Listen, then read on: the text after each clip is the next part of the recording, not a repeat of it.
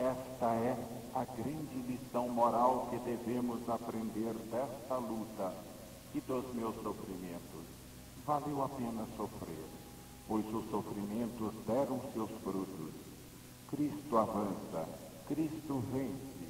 Ninguém pode interromper sua caminhada triunfal aqui no Brasil. Este é um bom exemplo para todas as religiões e agrupamentos. É uma verdade que pode trazer benefícios sem distinções, com absoluta imparcialidade e universalidade, que são as duas palavras de minha bandeira. Significam elas perdoar, abraçar e fazer o bem a todos.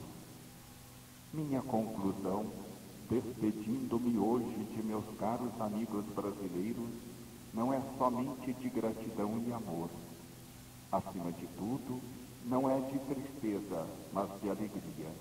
Não estou aqui para manifestar mágoas, nem para condenar ninguém, mas para alegrar-me, junto aos bons, com a vitória de Cristo. Se os anos de 1953 e 1954 foram anos de luta e sofrimento para mim, este 1955 representa o início do desenvolvimento de uma missão no Brasil. Saio desta luta muito cansado. Lutar durante o dia, cheio de preocupações, e escrever livros à noite sozinho, num país novo, esgotaria um jovem de 20 anos. Se fisicamente está cansado este homem de 69 anos que vos está falando, sua alma não se cansou. E ele quer viver ainda, tão só para fazer doação total de si mesmo, mente e coração, a este seu grande e bom amigo, que é o povo brasileiro. Assim começou minha vida brasileira. Bem depressa percebi, entretanto, que me faltavam duas coisas absolutamente necessárias para quem quer cumprir uma missão: independência espiritual e independência econômica. Noutras palavras, num país plenamente livre, faltava-me a liberdade. É evidente, todavia, que quem deve obedecer a Deus não pode obedecer aos homens. Quem é instrumento do alto não pode ser instrumento de interesses e escopos humanos. O erro elementar de alguns companheiros do meu ambiente de 1953, 1954, que era o mesmo de 1951, foi não haverem compreendido que minha missão era verdadeira e que nela Cristo trabalhava realmente sustentando-me, que eu era impulsionado e defendido por forças espirituais, que depois demonstraram seu poder e, consequentemente, ninguém tinha o poder de impedir meu trabalho. Assim sendo, quem quer que desejasse utilizar-me para outros objetivos seus, já que não é possível dominar quem deve obedecer a Cristo, único chefe, seria afastado, como realmente depois sucedeu. Muitos se aproximaram de mim, não para colaborar, mas desejando utilizar minha vinda ao Brasil para finalidades outras, que nada tinham a ver com meu trabalho, antes dificultando-o, fazendo-me perder tempo e arredando-me da verdadeira estrada. Mensagens e escritos, já conhecidos e publicados, falavam claramente e eram suficientes para esclarecer tudo. Entretanto, não foram compreendidos. Com esta finalidade, quis advertir a quem deveria, em primeiro lugar, ter compreendido com uma outra carta, datada de 19 de janeiro de 1955, tomando posição definitiva e preanunciando as consequências. Dessa carta, aqui transcrevo as conclusões. Ao Brasil, aquedou os anos mais maduros de minha vida. Peço, na condição de pobre que sou, o mínimo de recursos necessários para uma vida humana. Acreditei haver vindo para o Brasil a fim de realizar um trabalho espiritual e não para cuidar de negócios. Já perdi deste modo 2 anos preciosos que não voltarão. O fato de que minha missão esteja sendo utilizada por alguns em favor de interesses particulares deve absolutamente cessar. O escândalo que ameaça tornar-se público é este, que a luta pela obtenção de direitos autorais e meios de subsistência, e por promessas não cumpridas, uma casa indispensável para morar, me paralisa no cumprimento de minha missão.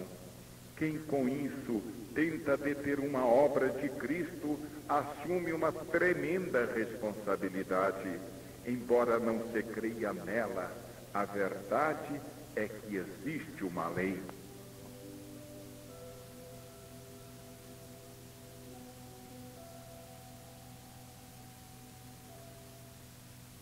Também eu tenho assumido e assumo minhas responsabilidades diante de Cristo e do Brasil. Cristo está vendo que o desempenho de minha missão não depende de mim e responsabilizará aqueles que são culpados desse descumprimento. E não nos esqueçamos de que Cristo, além de bom, é poderoso e jamais permitirá à liberdade humana obstruir seus planos, sendo estes de alcance histórico. Todos os obstáculos serão esmigalhados. Isso sua voz me pede, neste momento, para afirmar, solicitando ainda que esta carta seja conservada, a fim de que, relida daqui a alguns anos, se compreenda, com as provas dos fatos que virão, o grave significado destas palavras.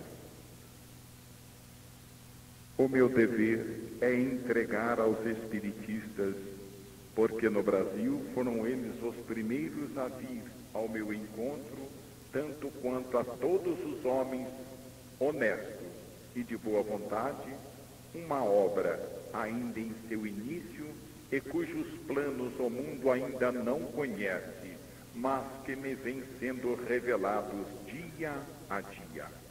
Agora começa o verdadeiro trabalho. Tenho necessidade de amigos que me auxiliem e não de especuladores que me utilizem em favor de seus interesses. Estas pessoas, é ordem de sua voz, devem ser distanciadas da obra, considerando que atrás de mim está Cristo, a quem obedeço. Esta ordem é acompanhada de invencíveis recursos sobre-humanos para vencer.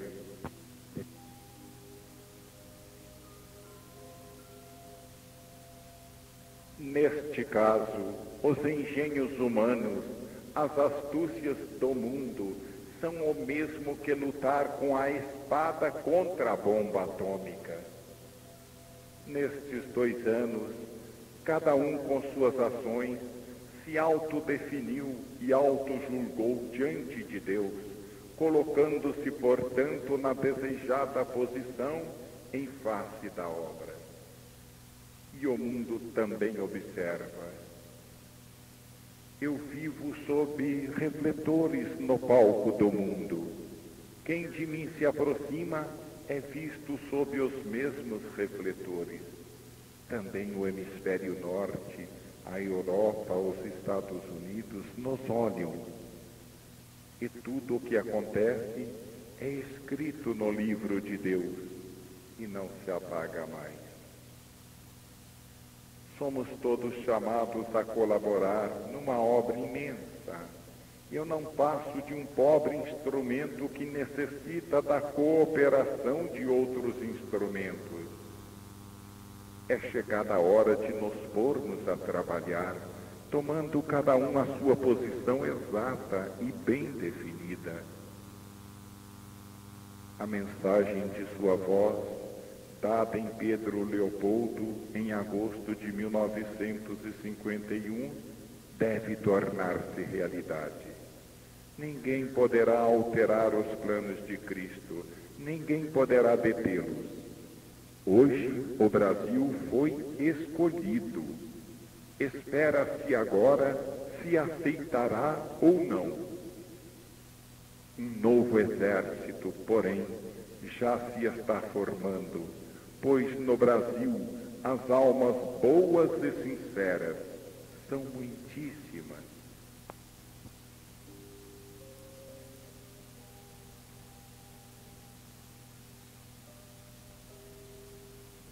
Esta carta objetiva declarar que em 1955 se inicia uma nova fase de maior desenvolvimento do plano da missão.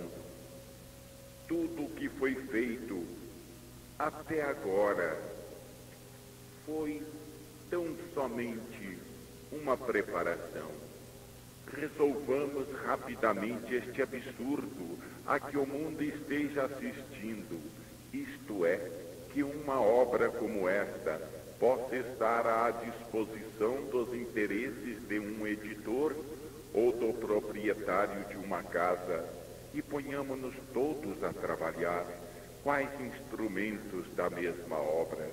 O impulso já foi dado e o terreno é virgem e fértil. Unamo-nos sob a mesma bandeira de Cristo, que é o único e verdadeiro Senhor desta obra. Estas são as diretivas que neste momento sua voz me determina a transmitir, chamando-nos a todos novamente em face da gravidade desta hora. A resposta que obtive só se refere à parte prática da carta, de conteúdo econômico, revelando até surpresa pelo fato de minha transferência para o Brasil. Nada me foi respondido quanto à parte espiritual, a mais importante. Foi exatamente por prever que a carta não seria compreendida que se recomendou, como assim me está dito, que ela fosse conservada, para que, em releitura mais tarde, fosse entendida em face da prova dos fatos, que então haveriam de confirmá-la. A única resposta que obtive foi, assim, o meu arrasamento. Desta arte, ao invés dos auxílios esperados, encontrei obstáculos, e pesados obstáculos, pesadíssimos para mim, sozinho, sem recursos, em país estrangeiro. E, no entanto, todos eles foram superados. Enquanto em plena obediência aceitava as provas das mãos de Deus, a sua presença me acompanhava, resolvendo tudo. Que eu haja podido não só resistir, mas ainda vencer, foi um fato tão prodigioso que até os crentes duvidaram, chegando a imaginar uma coisa que eu jamais poderia sonhar, isto é, que eu houvesse premeditado friamente artilosíssimos planos diabólicos. Tudo se desdobrava assim. Surgia o obstáculo, Era como se um muro se levantasse em meio do caminho. Impossível avançar. O terreno se tornava escorregadio, sem apoio firme para os meus pés.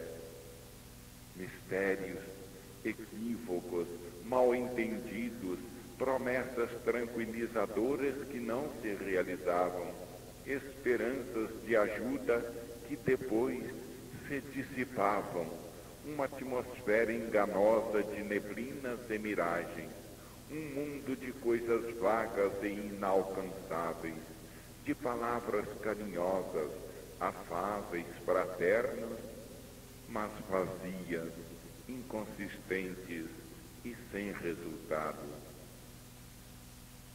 Era o mórbido envolvimento do polvo, era o sonho envenenado dos entorpecentes, a alucinação em que não se consegue mais manter o senso da realidade.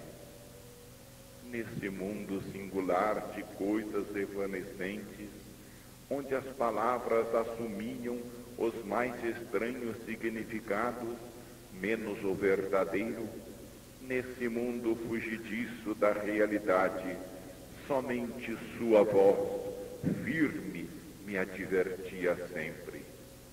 Tranquiliza-te, aquele muro cairá, o obstáculo será superado. E me preanunciava os acontecimentos, de modo claro e exato, como ninguém o fazia. Diferentemente de todas as promessas humanas, as suas se realizavam. Realmente, depois o obstáculo era vencido, o muro tombava. Isso acontecia após circunstâncias imprevistas, não provocadas por mim, surgidas espontaneamente, mas proporcionadas ao objetivo e de natureza capaz de superar as dificuldades. E no momento preciso, observando, verificava realmente que uma inteligência superior comandava tudo, pois eu não poderia saber tanto, nem possuía recursos para poder vencer, nem dirigia, de fato, meus movimentos. Aquelas contínuas vitórias sobre todas as coisas, regularmente, sem pressa, com a calma das coisas eternas, sem jamais mínimos enganos, me deixavam atônito. O acaso poderá favorecer-nos uma vez, mas o que caracteriza o acaso é, sobretudo, a falta de inteligência e de coordenação constante de movimentos com vistas a um fim determinado. O acaso nos poderá fazer vencer uma vez, mas a sorte repetidamente nos abandona. Digo, mas a sorte repentinamente nos abandona. Não podia explicar a mim mesmo esta série contínua de prodígios, a não ser pela presença de uma inteligência que tudo guiasse. Assim, Cristo tudo comandava e a todos vencia. O meu estado de espírito, diante desse ambiente humano, da primitiva confiança absoluta, teve de transformar-se em desconfiança. Comecei a olhar para trás, dos bastidores, e me arrimei desesperadamente a Cristo, meu único amigo.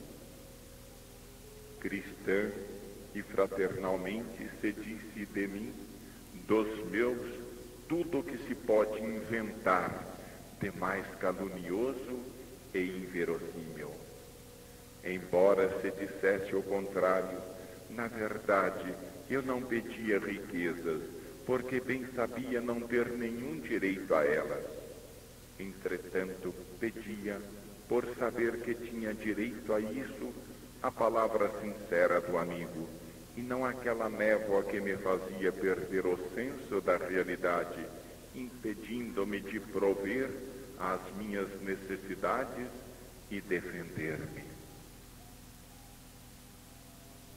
Sua voz continuava a amparar-me, avisando-me de que bem depressa tudo se transformaria. Eu esperava, obedecendo. E eis que, de um conjunto de pequenos prodígios, movendo-se sucessiva e coordenadamente na direção de um mesmo objetivo, nasceu o prodígio maior do afastamento de amigos da primeira hora e o despontar, sob a orientação do alto, de outros auxílios e novos amigos. Vou citar apenas 2 desses prodígios menores.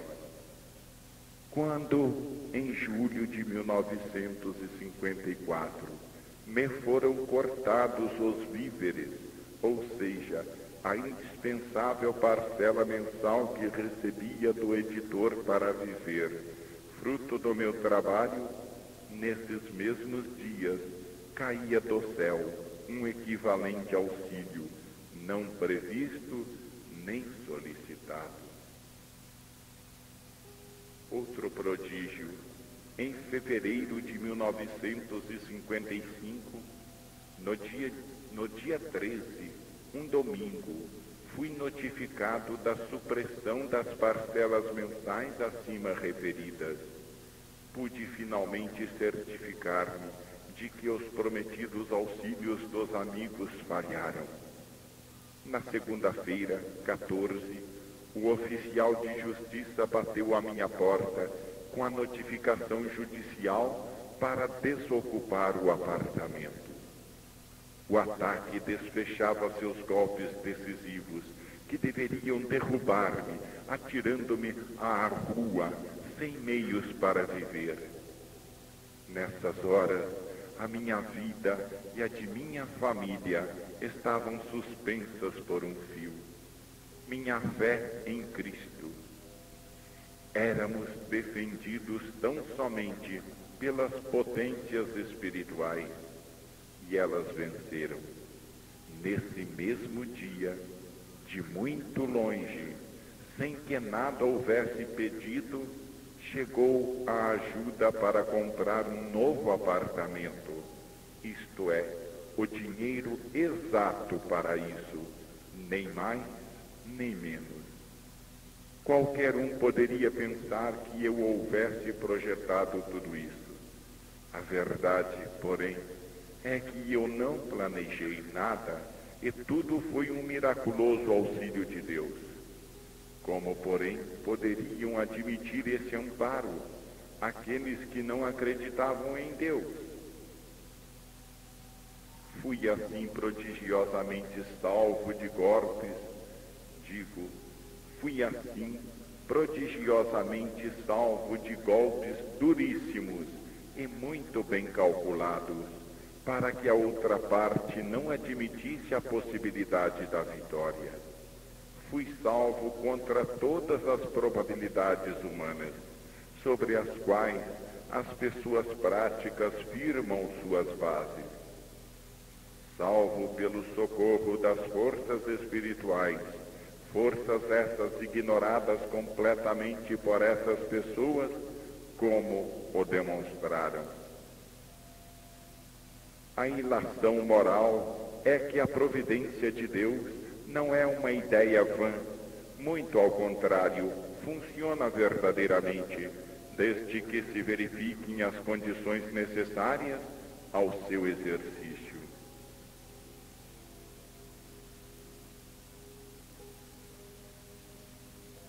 Um outro fato devemos ainda observar, além de sentir que esse amparo é justo, trazendo vitória, dando um sinal de aprovação de Deus, como se Ele mesmo quisesse subscrever os acontecimentos. Este outro fato é que os elementos humanos, que desejavam desvirtuar a missão, submetendo-a a seus objetivos particulares, puderam ver, sem a mínima intervenção do instrumento que tudo perdoou, a derrocada de seus planos e interesses. E isso na forma e medida com que haviam procurado sufocar e demolir a obra.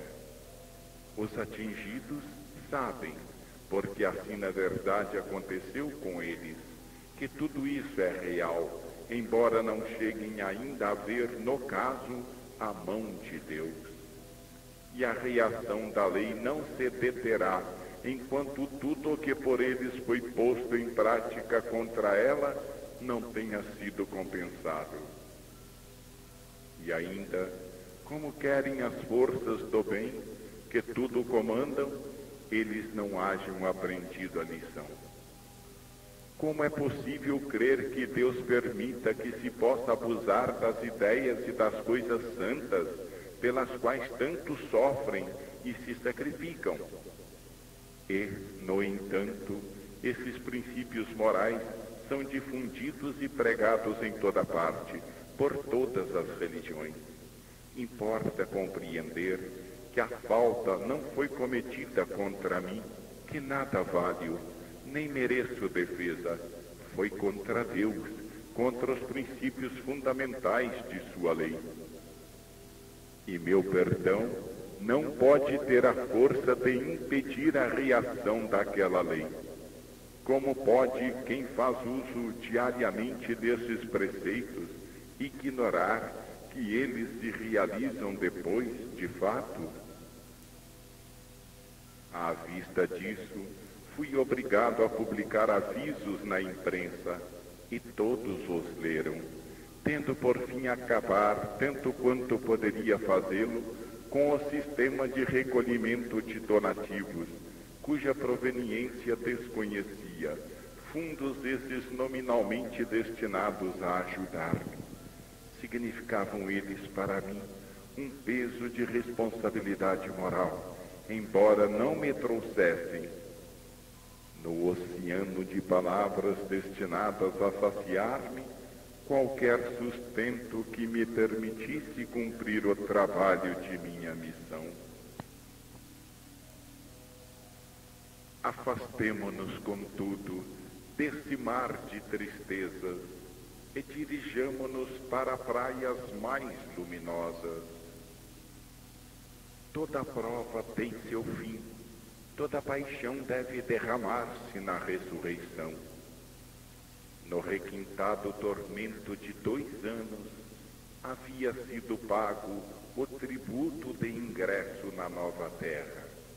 O batismo de dor recebido assemelhava-se a uma investidura do alto, a dar-me o direito ao cumprimento da missão, confirmando-a. Nessa profunda maceração interior, sazonara em mim uma nova personalidade, não mais mística como um gúbio, mas de luta no mundo para nele estabelecer o Evangelho com a evidência dos fatos.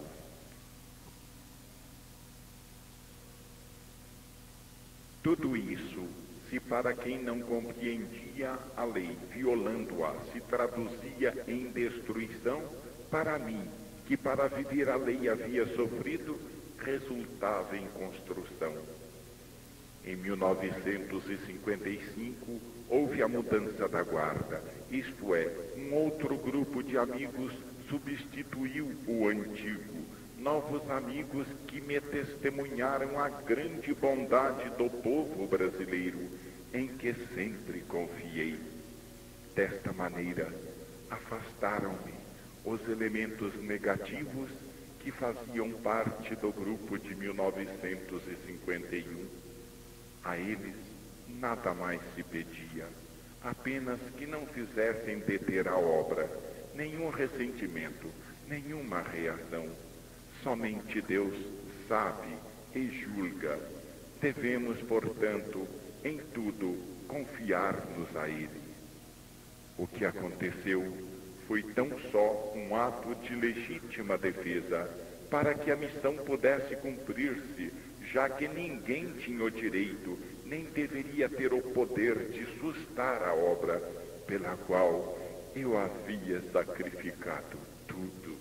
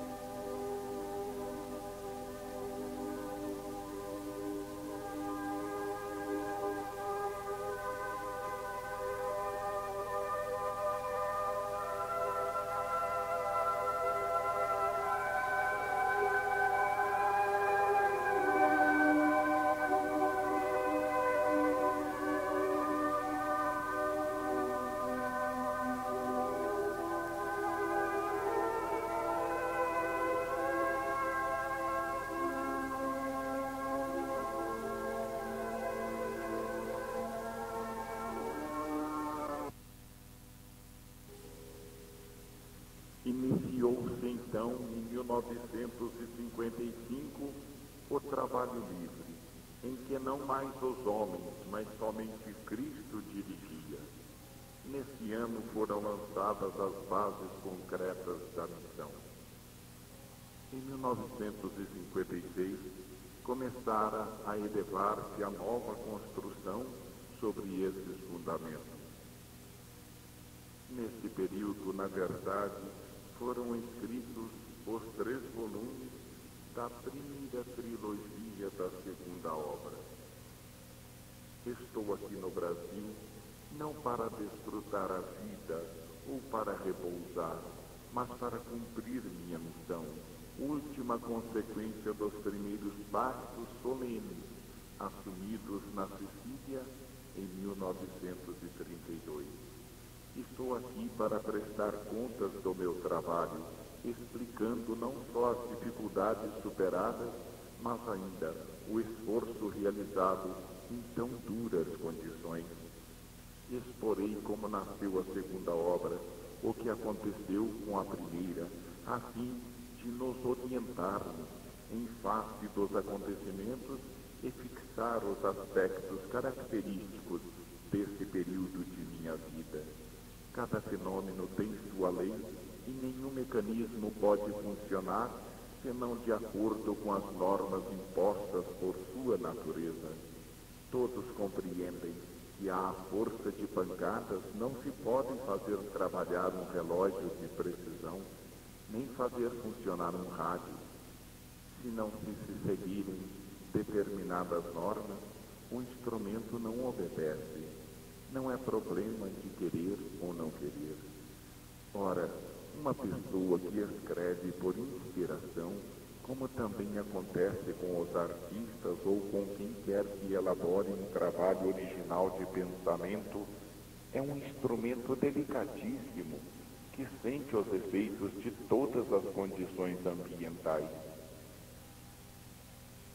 Não se pode impedir que esse instrumento, pela sua própria sensibilidade, registre todos os choques que lhe cheguem do exterior.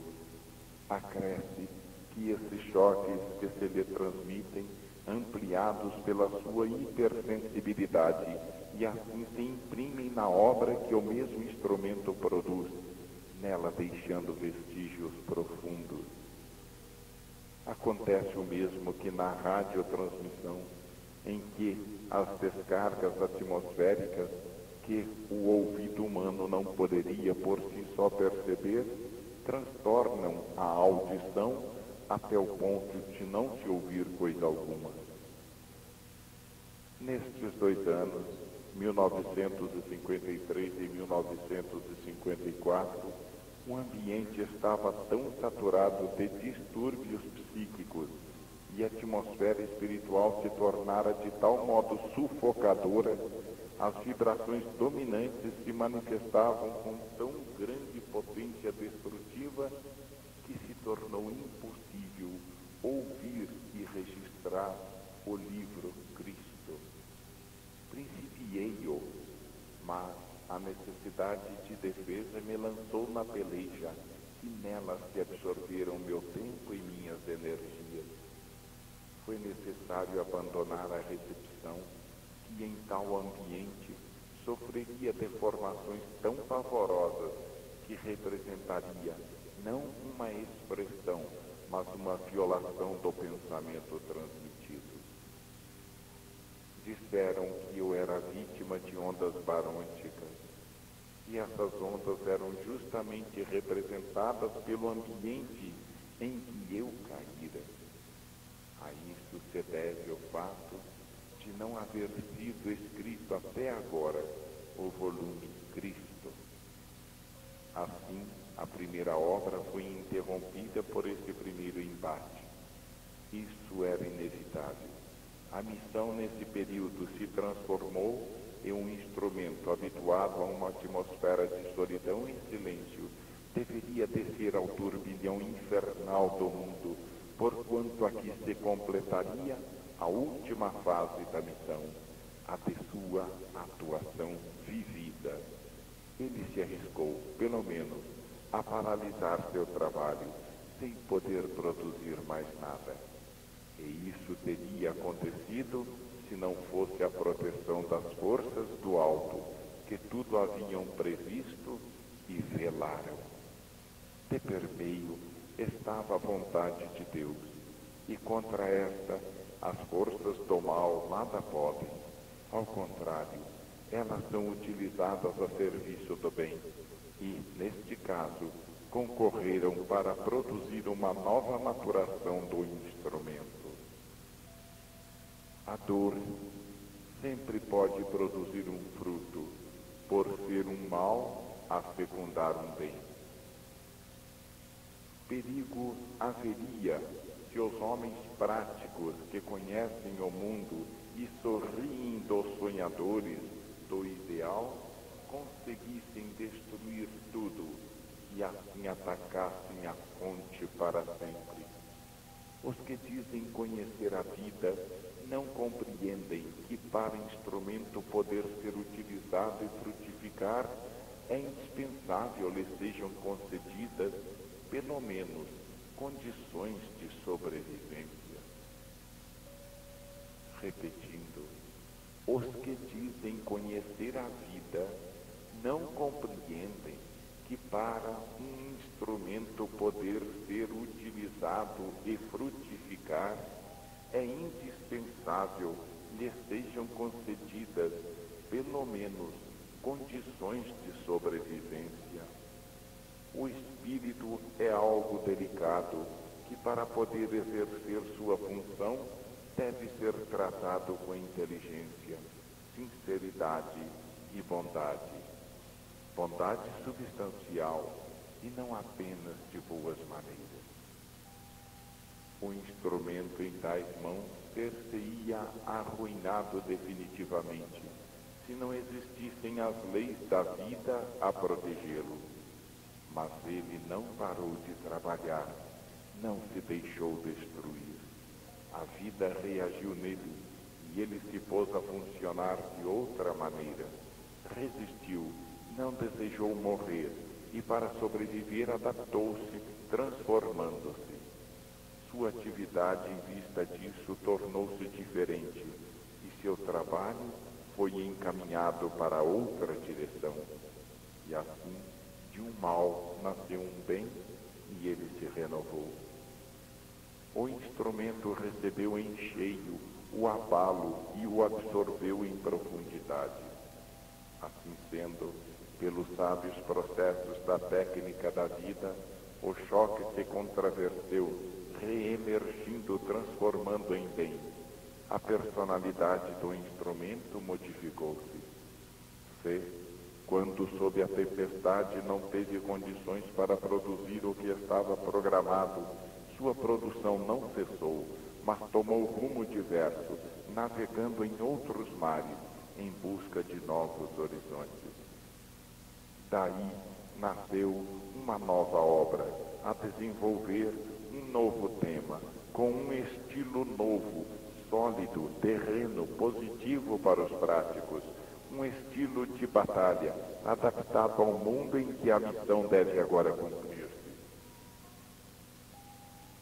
Nasceu a segunda obra, cujos 4 primeiros volumes agora apresentamos escritos num ímpeto nestes primeiros 3 anos brasileiros. Desse modo, a primeira trilogia já está completa, enfrentando os problemas palpitantes da atualidade, com a palavra concebida como ação para construir na terra, com as pedras das provas evidentes, o novo edifício do Evangelho vivido e da nova civilização do 3º milênio. Que aconteceu então à primeira obra? Ela estacionou no 10º volume. Não pôde ser concluída. O estado de ânimo de que ela nasceu foi detido. Permaneceu como que congelado. Não morreu, entretanto.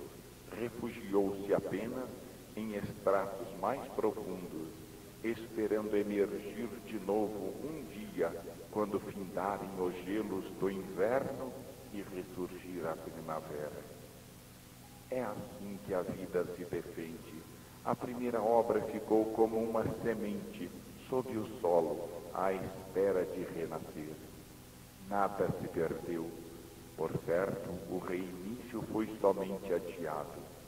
E, se um dia o instrumento conseguir novamente modelar um ambiente de paz e confiança, então poderá nascer o livro Cristo. São necessários, entretanto, fatos novos, impressões que, num sentido contrário, corrijam os precedentes.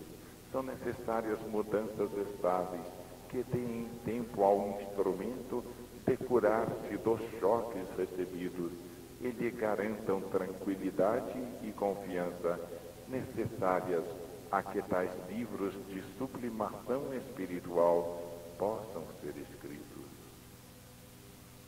No momento, a primeira obra é como um navio enterrado num banco de areia, à espera de que o destino lhe envie os ventos que o desencadem.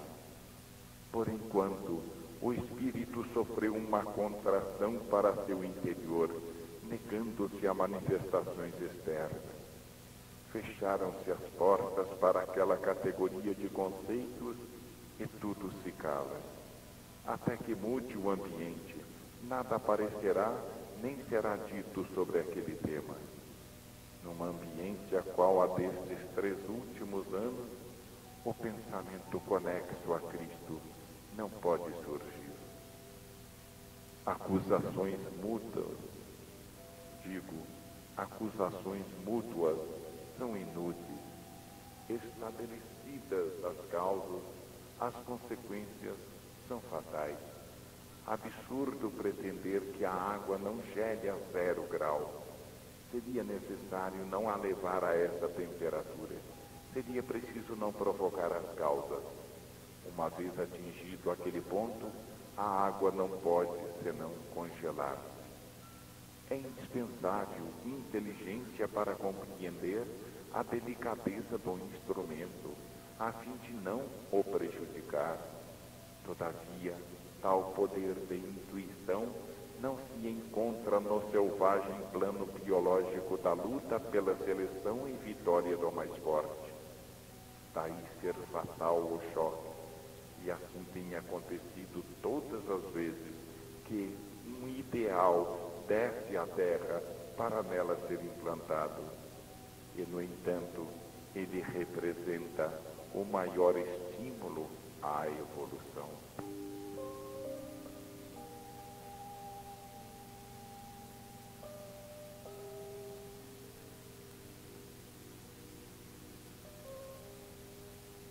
Os não sensibilizados não percebem essas coisas, e tudo permanece sob a defesa única das sábias leis da vida, que eles também provam desconhecer. É elementar e evidente que, se desejamos realizar um serviço útil, não podemos usar mal ou danificar o mecanismo que lhe é próprio. Antes, devemos dispensar de cuidados, considerando suas exigências naturais, conforme as leis que o regem. Se por excesso de exigências ou por avidez não se considera essa realidade, desseca-se a fonte. Com tal psicologia podem surgir mártires, mas se destrói o trabalhador e sua produção. Se ficou desse modo paralisada a primeira obra, não foi impedido o cumprimento da missão, assunto que pertence a Deus e sobre o qual os homens não têm qualquer poder. Aconteceu, em consequência, que a trajetória do trabalho sofreu tão só uma mudança de direção, imposta pelo imprevisto de novas pressões. Certo é que tudo, inclusive nesse transe, continuou a ser guiado por Deus, com sabedoria e com objetivos benfazejos, que no futuro se revelarão mais claramente. É um fato a grande utilidade moral deste exemplo que o Evangelho nos quis dar, da excelência de seus métodos de combate, que, no desdobramento deste caso, provaram ser superiores, vencendo os do mundo. O Evangelho desejou dar-nos uma prova de força, da sua força, para que seja finalmente tomado em consideração pelo mundo. Tenho a satisfação de verificar que esse montante de dificuldades, no fundo, não me fez perder tempo, coisa tão preciosa, pelo menos para mim, que não me é lícito desprezá-la. Tive a alegria de comprovar que dos obstáculos interpostos, Deus fez surgir novas criações e, acima de tudo, a confirmação viva e experimental das teorias sustentadas nos livros, teorias que, após a vitória do experimento dessa prova de fogo e da resistência ao choque dos fatos, adquiriram agora um valor positivo imensamente maior. Cristo velava e à sua presença devo esses tão esplêndidos resultados atingidos em ocasiões realmente difíceis. Cristo velava e à sua presença devo esses tão esplêndidos resultados atingidos em ocasiões realmente difíceis. Comprovei que ele não descia tão somente como conceito nos livros, senão também como ação na vida, para que fosse compreendido. O prodígio consistiu em se haver extraído tanto bem de tanto mal, que ninguém tivesse conseguido destruir a missão. Ao contrário das investidas dos rivais em contenda, visando a posse do instrumento para planos particulares, nasceu uma nova obra. Foi, na verdade, maravilhoso que nenhum desses planos tivesse conseguido o objetivo desejado. Realmente, o único a atingir uma finalidade foi aquele dirigido por Cristo, que tudo guiava. E aquelas pessoas acima referidas, como já disse, só obtiveram, e por si mesmas, um resultado: o próprio prejuízo e o afastamento deste trabalho.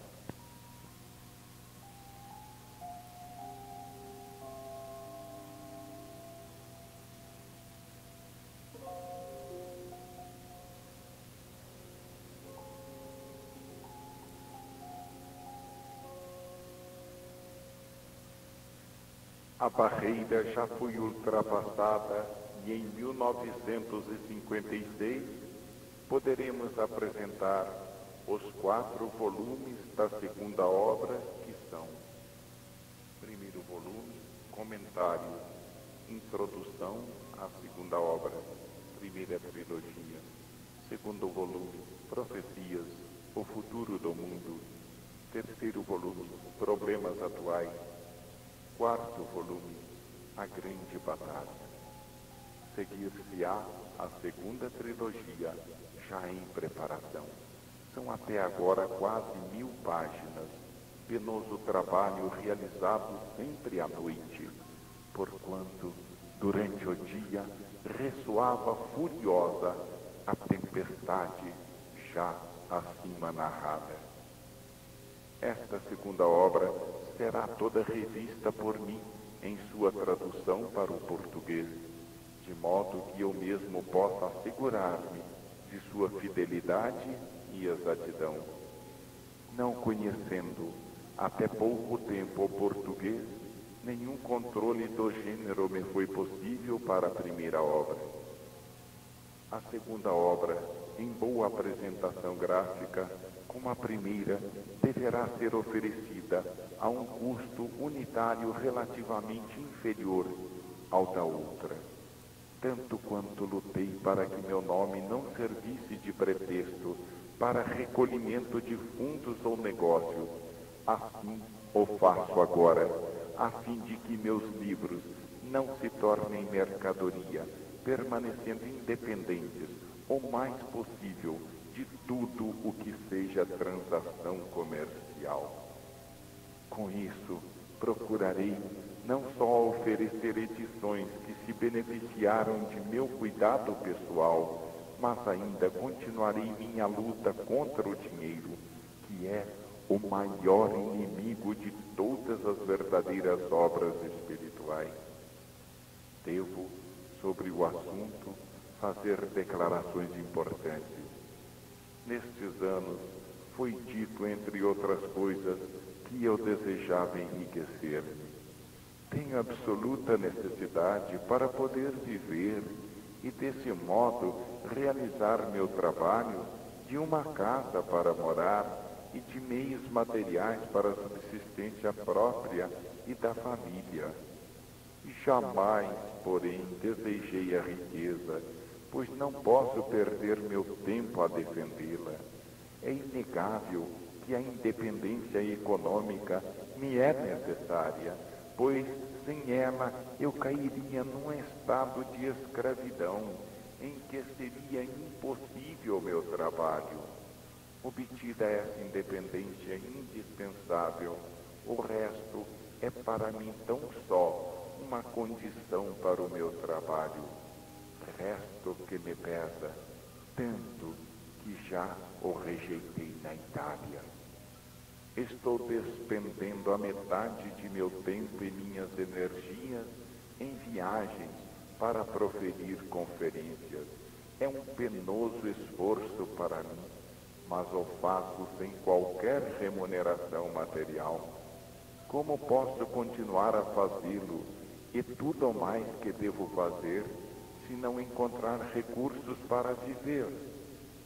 É absurdo que a humana avidez de tudo desfrutar me prive até do que me é imprescindível para cumprir minha missão pelo bem dos outros. A esta acusação de que eu queiro enriquecer-me, respondo agora oferecendo boas edições dos livros e, ao mesmo tempo, acessíveis às condições de todos, eliminando lucros inúteis. Respondo ainda recordando as palavras que escrevi no volume A Tese Mística, publicado na Itália em 1939 e no Brasil em 1954.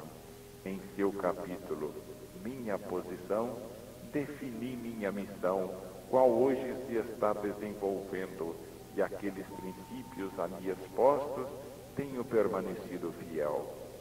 Quase 20 anos depois, aquelas afirmações provaram ser verdadeiras.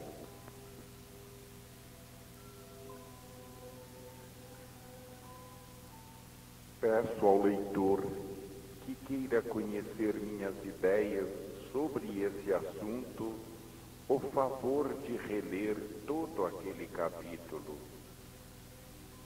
Aqui transcrevo somente este trecho. Nada quero possuir. Tudo é dirigido tão somente pela força do Espírito.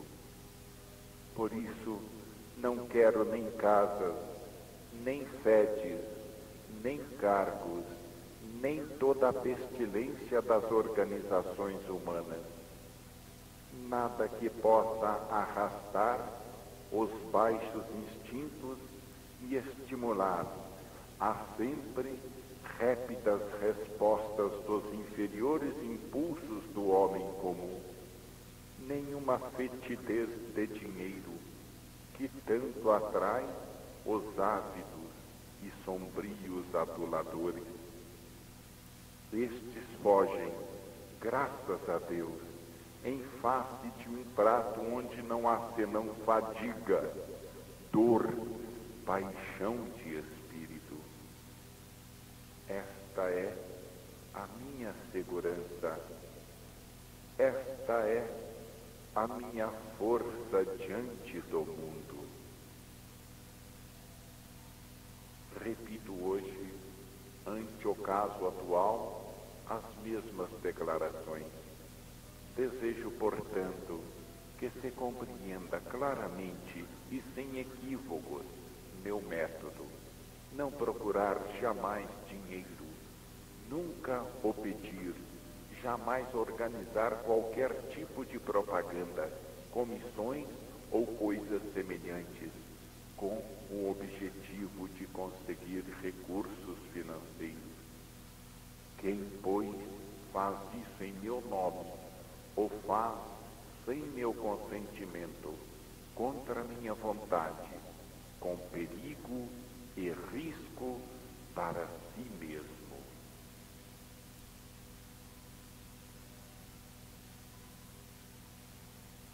Devemos compreender que a obra para a qual trabalho depende de Cristo, que não tem necessidade alguma de dinheiro.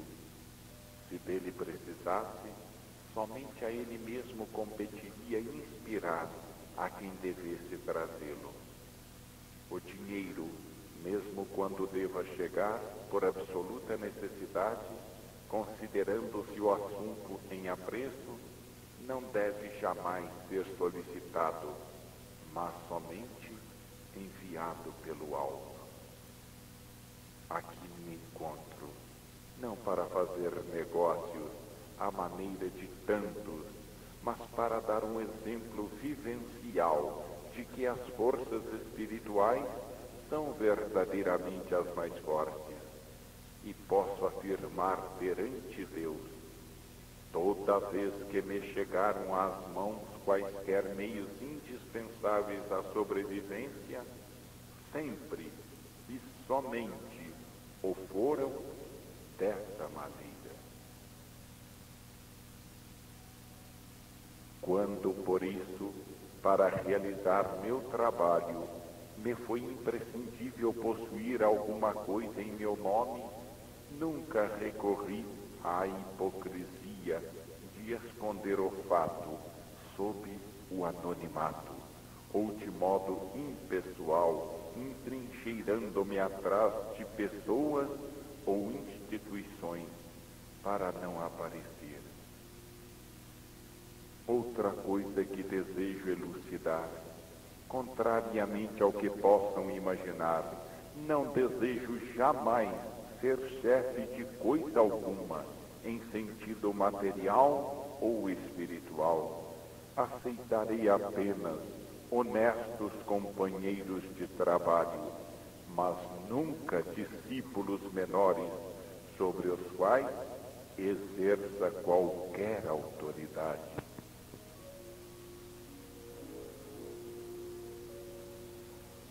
É que eu vivo numa ordem de ideias em que o domínio sobre o próximo é, em absoluto, inútil.